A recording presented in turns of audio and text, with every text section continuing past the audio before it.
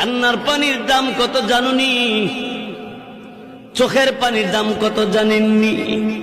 কঠিন কিয়ামতের ময়দানে আল্লাহ নবী জাহান্নামের পারে দাঁড়ায় দাঁড়ায় কাঁদবে আর বলবে, হে আল্লাহ, জাহান্নামের ভিতর আমার উম্মতেরা আছে, উদ্ধার কইরা দাও আল্লাহ, তাদেরকে মাফ কইরা দাও।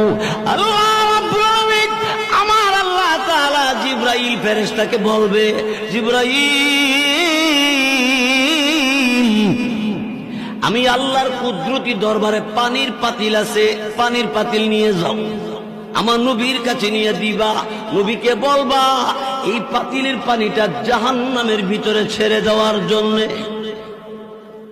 রসুলের কাছে জিবরাইল পানির পাতিল দিবে, আর জিবরাইল ফেরেশতার কাছ থেকে রসুল পানির পাতিল পাইয়া পানিটা জাহান্নামের ভিতরে ছেড়ে দিবে। জাহান্নামের আগুন ঠান্ডা হয়ে যাবে, নিভে যাবে। দিলের নবী, আমার আপনার নবী রাহমাতুল লিল আলামিন এমনি ডাক দিয়ে বলবে, জিবরাইল, এত দামি পানি কোন জায়গা থেকে এনেছো? এটা কি হাউজে কাউসারের পানি না জমজম কুয়ার পানি? জিবরাইল বলবে, নবী গো, এটা হাউজে কাউসারের পানি না, জমজম কুয়ার পানি না, এটা কিসের